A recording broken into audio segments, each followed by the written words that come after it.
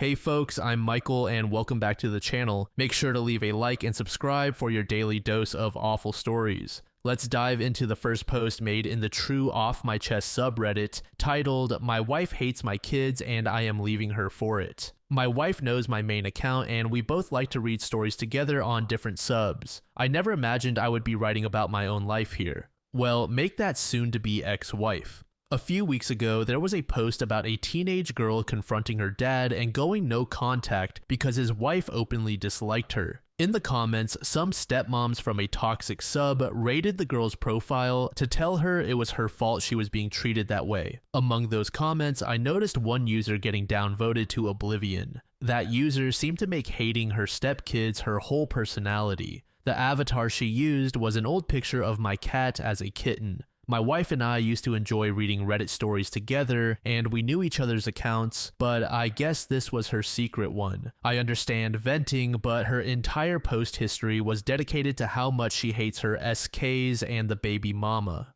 My ex-wife and I had a very civil divorce and co-parent well. I don't hate her, she's a great mom, but my wife, now ex, told me she wanted no interaction with a woman I'd been involved with. She got upset whenever I entered my ex's house, my old home, to talk about our kids. She also said she was uncomfortable with us having a family group chat, so I stopped to make her happy. My wife had a falling out with my mom last year after my mom called her out for how she acts when my kids are around. My mom told me my wife was cold to them, went out of her way to exclude them, and that I needed to be careful. My wife used her anxiety as an excuse and I backed her. She's diagnosed with anxiety and claimed she was just excusing herself when she felt on edge. I was dumb enough to believe her. It turns out my mother was right about everything. Everything my wife told me about my kids being her bonus kids was a complete lie. She calls my daughter snitchy bitchy for telling my mom that she thinks my wife hates her. She paints my ex-wife as some evil single mom caricature who lives to make her life miserable and constantly demands money. She even plans to have a no more child support party when my youngest turns 18.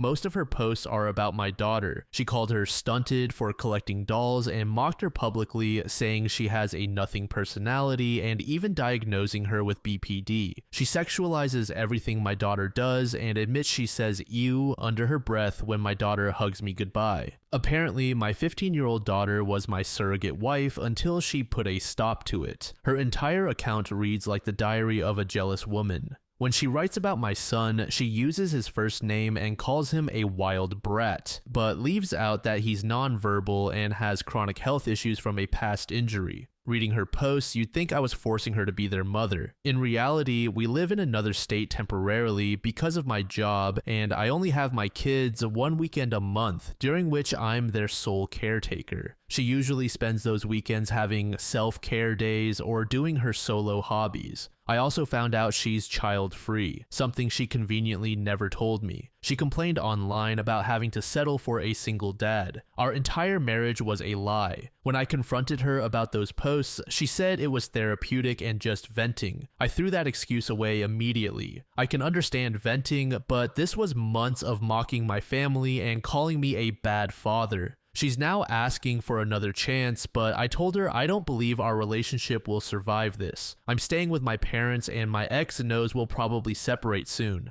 My daughter is smart, she's already realized something is wrong. I'll talk to her after the holidays once I've spoken to a lawyer. Meanwhile, my wife keeps texting me like everything will go back to normal. She says she deleted the account and will get help for her social media addiction. I haven't told anyone outside my family what's going on, and I think she's convinced we'll reconcile soon. All I can say is Merry Christmas. I really thought I'd found my life partner, but it turns out I was just someone she settled for. This woman was with me when I was at my lowest. We met in AA, and I truly believed we were building a life together. But I failed my kids by bringing someone into their lives who despised them, and I won't let anyone who hates them be in our home again. Bradford Galt said, "Dude, print out everything and save screenshots to a USB stick or a drive that only you have access to. You are 100% doing the right thing by cutting all ties with this woman. Best wishes to you." To this OP said, "I have everything from her Reddit account. All her posts in the stepparents and stepmom subs full of people like her. She's upset because I sent her sister a screenshot after she texted me to ask why I left, since my wife was telling a completely different story." The second story for today was made in the AITA subreddit. The post is titled AITA for leaving Christmas dinner after my uncle wouldn't stop making jokes about me being unemployed. I'm a man in my 30s. I've been out of work for a bit, but I'm actively looking, doing interviews and all that. It's not a secret, but I don't really want it to be the main topic at family gatherings. We had a family Christmas dinner this weekend. I went, brought a bottle and dessert, was polite, helped clear plates, just tried to get through it. My uncle, in his 50s, started with the usual, "So when are you getting a real job then?" I did the normal laugh it off thing and said I'm working on it. But he kept going all night with stuff like, "Must be nice having a permanent holiday," and "Maybe Santa can bring you a CV," and "You should try working instead of sitting on that computer." People laughed and no one told him to stop.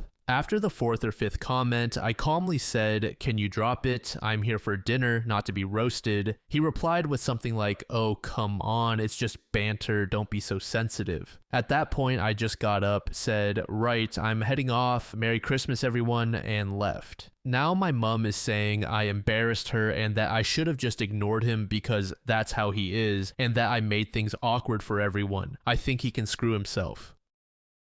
OP's not the asshole at all. Leaving that dinner was the sanest self-respect move, and if I were him, I'd have done the same after the fifth jab. No regrets. Family gatherings turn into amateur roasts when one uncle fixates on your unemployment like it's comedy gold. Permanent holiday, Santa brings a CV, try working instead of computer. That's not lighthearted, it's relentless piling on from a 50s guy who should know better, especially with everyone laughing along instead of shutting it down. OP brought dessert, cleared plates, played polite, tried to navigate without making waves, yet got targeted all night. If I'd endured that, I'd text the mom later something along the lines of, "Sorry you felt awkward, but I won't sit for abuse. Uncle's the one who owes an apology. No need to return till he shapes up or mom owns her enabler role. OP protected his peace, full stop. His family owes him better."